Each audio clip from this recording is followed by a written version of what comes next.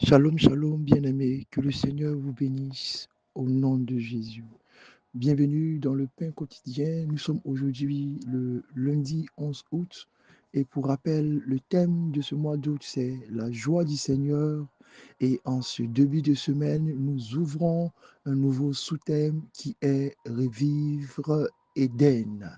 Bien-aimés, notre texte de méditation se trouve dans Éphésiens chapitre 4, verset 32 et le sujet de notre méditation ce matin, c'est le pardon libère. Le pardon libère. Lisons ensemble ce que la Bible nous dit dans Éphésiens chapitre 4, verset 32.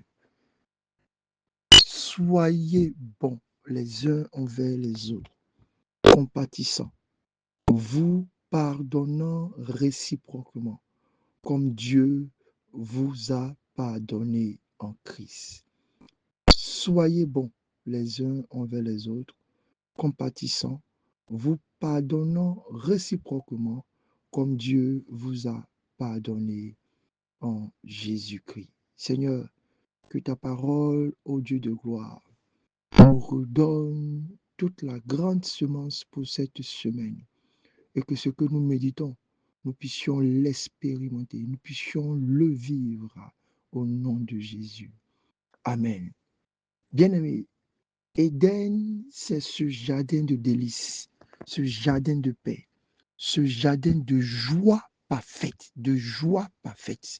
Ce jardin était marqué par une communion intacte, une communion pure, une communion grande, une intimité vraiment extraordinaire qu'avait Dieu et l'homme.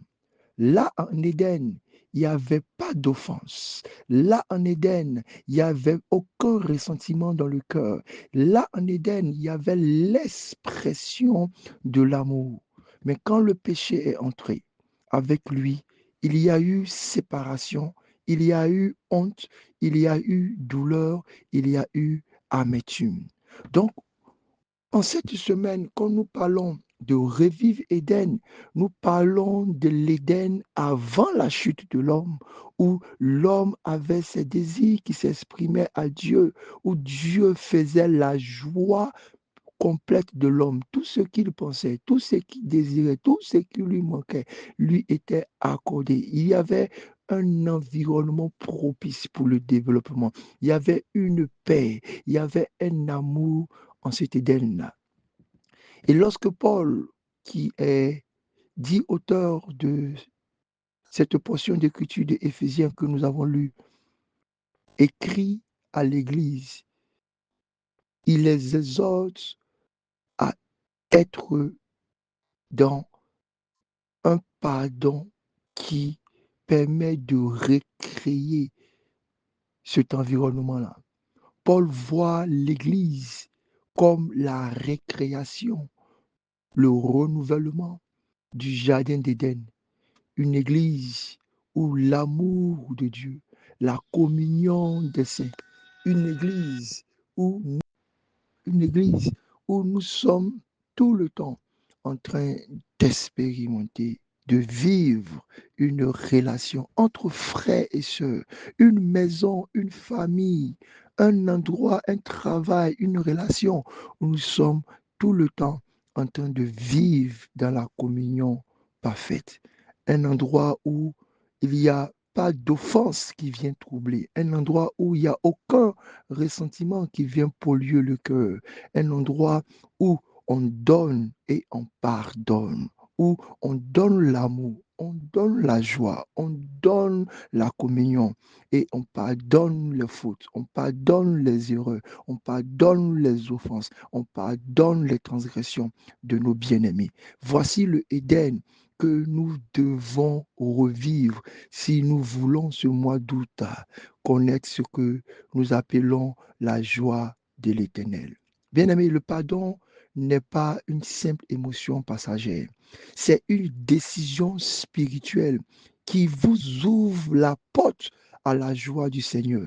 Tant que l'amertume va rester dans votre cœur, tant que la douleur va assombrir votre ciel intérieur, tant que La faute de l'autre ne sera pas effacée dans votre esprit.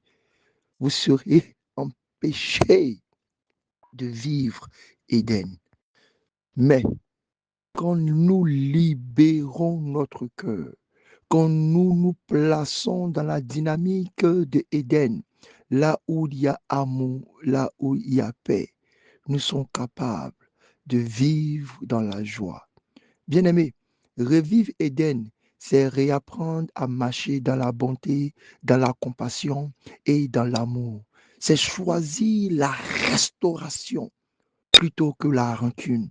C'est choisir la restauration plutôt que les conflits. C'est choisir la restauration plutôt que la guerre. Il y a un jardin intérieur en chacun de nous qui doit refleurir. Je prie au nom de Jésus que toutes les sémences d'amertume, de douleur, de peine, de pleurs disparaissent et que le cœur qui s'était transformé en désert, les maisons, les cœurs qui s'étaient transformés en maisons closes, les cœurs qui s'étaient transformés en prison scellée, libèrent maintenant toutes les vies, toutes les âmes, toutes les fautes, et que Éden soit reconstruit. Seigneur, je prie que nous soyons réconciliés avec toi et que nous soyons réconciliés avec notre prochain. Paul nous exhorte, bien-aimés, à nous pardonner comme Christ nous a pardonné. Bien-aimé, si tu veux revivre Éden, cet endroit de paix, de joie, il faut que tu apprennes à être bon, à être compatissant et aussi à pardonner. C'est ce qui était l'esprit qui régnait en Éden. Ce qui a fait que quand Dieu est venu trouver l'homme dans le péché, il lui a pardonné, il lui a trouvé une solution et Éden est resté. Je prie que personne ne sorte d'Éden, que vous restez en Éden, dans vos familles, dans vos mariages, dans vos maisons, dans vos relations. Créez cet environnement d'Éden. C'est quoi la clé spirituelle de ce jour?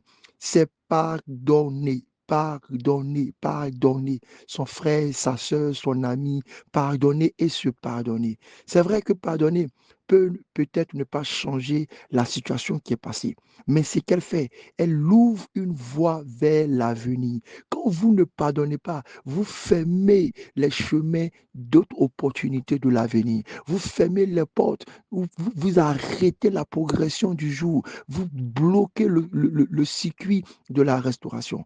Pardonnez, pardonnez. Chaque pardon accordé est une porte qui s'ouvre vers un Éden retrouvé. Seigneur, aide-moi à pardonner comme tu m'as pardonné en Christ. Ôte de mon cœur tout ressentiment et remplis-le de bonté et de compassion. Fais de ma vie un jardin où ta paix et ta joie fleurissent sans cesse, afin que je goûte chaque jour aux délices qui étaient les fruits en Éden. Seigneur, je prie pour mon frère, ma soeur. Exauce-nous en ce matin et redonne-nous de revivre en Éden avec cette première clé de cette semaine. Libérer nos cœurs. Le pardon libère. Le pardon ouvre les portes à la source de vie. Le pardon ouvre les portes à la joie. Que le Seigneur nous aide à pouvoir pardonner sans compter, sans mesurer. Au nom de Jésus. Bénédiction.